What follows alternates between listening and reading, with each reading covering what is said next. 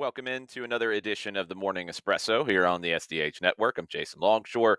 All the soccer news that you need to know for Wednesday, January 8th. Let's start with the Carabao Cup. Not often that we start with the Gummy Bear Cup, but let's do it. Alexander Isak, he helps Newcastle take control of their semifinal. First leg, they win at Arsenal for the first time in a long time, 2-0. Newcastle have never won this trophy, but they're going to make their second final in 3 seasons if they don't blow it against Arsenal on February 5th. They have a 2-goal lead in this 2-leg semifinal. Arsenal, second in the Premier League. They were the favorites coming in, but they've got everything to do to try to turn this thing around at Newcastle in the second leg. Isak scored his 14th goal in 15 games to help Newcastle on the way to their 7th straight win. Let's get into the silly season because that's going to dominate the headlines for the rest of the month. Manchester City, they are reportedly pushing to sign Egypt number 10, Omar Marmoush, for £50 million from Eintracht Frankfurt. Manchester City is going to spend some money in this window. They probably need to do it sooner rather than later, though, as they continue to try to turn their season around. Barcelona, go ahead and start laughing. It's okay. They're telling people, and there's some reports in Spain, that there is belief that the government will intervene and allow temporary relief for them to play Danny Olmo and Pau Victor. Some reports are saying it might be a 3-month reprieve while there is a debate in the court system about laws and rules and did they do something wrong and can they re-register these guys and should their registration have been canceled and et cetera, et cetera, et cetera, et cetera. Remember, the documentation that was needed by La Liga to show that they had actually raised the money that they said they had did not come until after the deadline. Keep that in mind because Elena Fort, the executive vice president of Barcelona, talked to the media and said, I don't know which companies we have sold the VIP seats at Camp Nou to for the next 30 years. Okay. Shouldn't that be, I don't know, important? If you've sold VIP tickets to a company for the next 30 years and it was done to help you register these players, I don't know. Just an idea that maybe you would know the identities of those companies if you're an executive vice president of the club. Barcelona just keeps on Barcelonaing at this point. There are lots of pushes for Joan Laporta to be pushed out of his job in charge of the club. Julian Lopetegui, his scheduled press conference ahead of Friday's game against Aston Villa has been canceled. He did take training today. Graham Potter is waiting to replace him at West Ham. He might be gone by the time you see this. He might not. But everyone is expecting that Graham Potter will get the job with a new contract and Lopetegui's time at West Ham is done. But I don't know. He took training. We'll see. Didier Deschamps, the manager of the French national team, he has announced that he will step down after the 2026 World Cup. His 14-year reign will come to an end 6 years after winning the World Cup in 2018. He is one of the rare ones who has won the World Cup as a player and as a manager.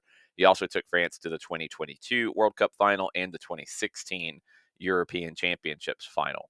And more than likely, this will open the door for Zinedine Zidane to take over as the manager of the French national team.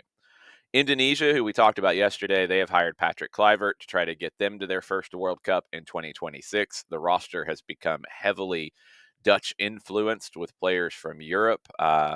Very different roster, very different expectations as well for Indonesia. And Kluivert, who has not had a ton of success as a manager, will try to get them over the line.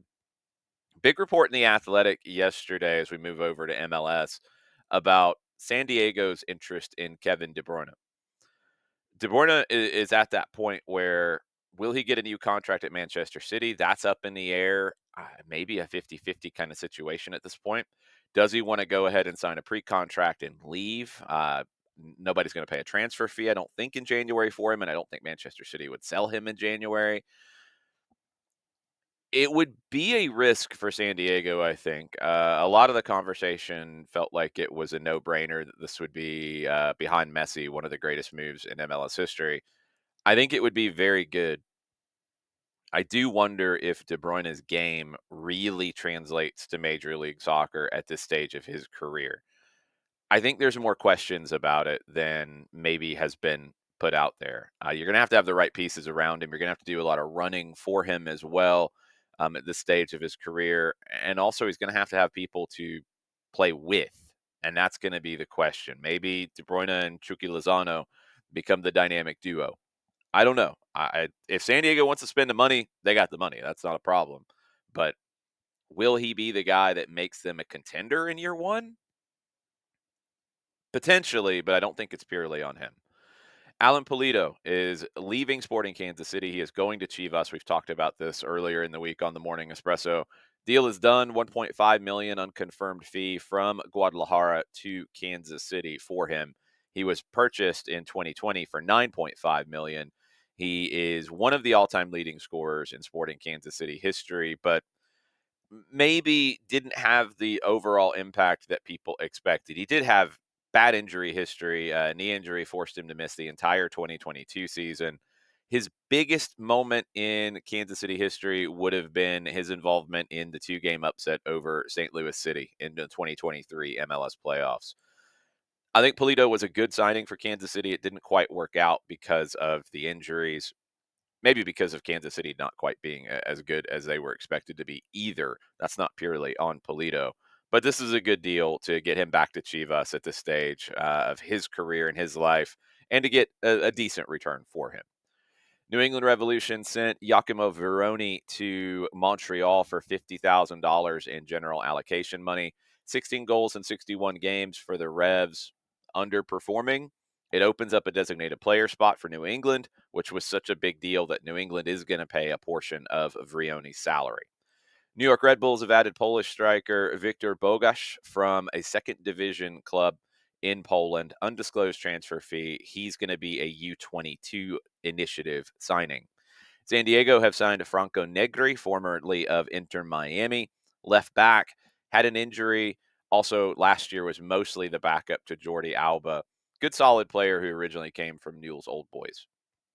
Sam Bassett has joined Colorado Rapids, a homegrown contract after his time at the University of Denver is up. He led them to the College Cup semifinals this past year with 13 assists. He'll be joining his older brother, Cole.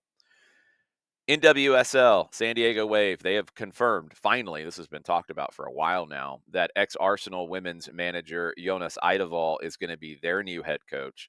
Eidevall had a lot of success with Arsenal, left with, I don't even know if controversy is the right way to put it. Um, we've interviewed him for Atlanta Soccer Tonight before during the Women's World Cup, and he's a very intelligent manager, and I think he is a very successful manager, but he also will rub people the wrong way sometimes, and maybe that is part of the conversation around Idevall.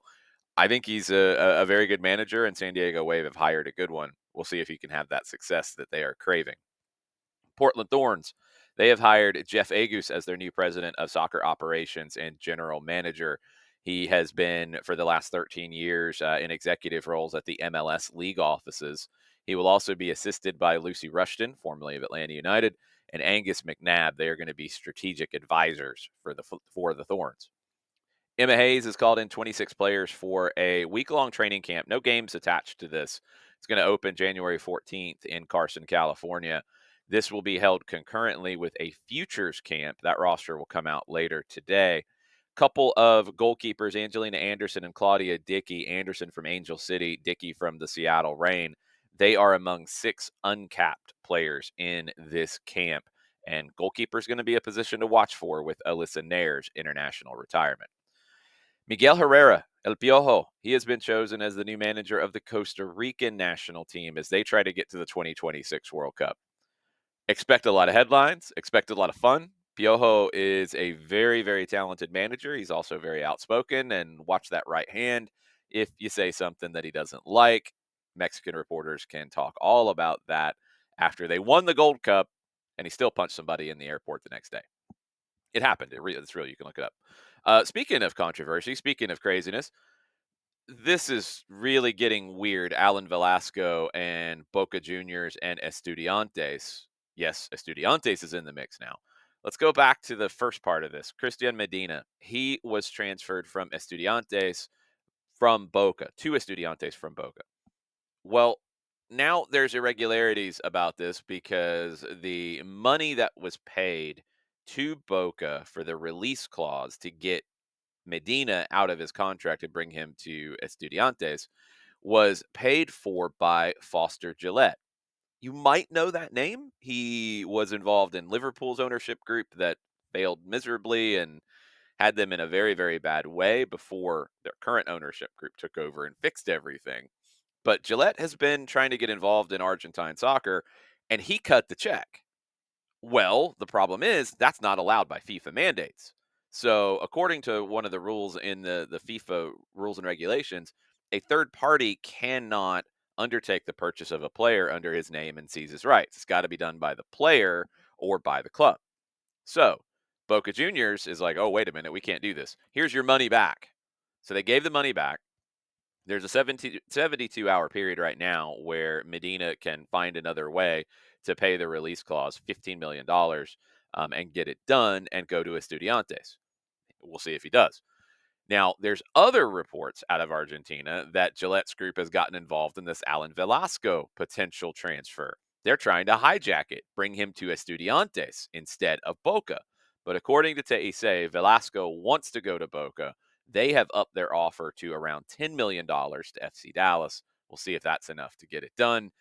Argentina, watch out for Foster Gillette in this whole thing. This is getting very strange. Two big games today, the English League Cup semifinal first leg, Tottenham and Liverpool, and the Spanish Super Copa semifinal, Athletic Club and Barcelona. The SDH Live morning show with John Nelson will get started at 9:05. You can watch on YouTube, you can watch on Twitch, you can watch on X, you can watch on Facebook, and we'll be back tomorrow with some more Morning Espresso.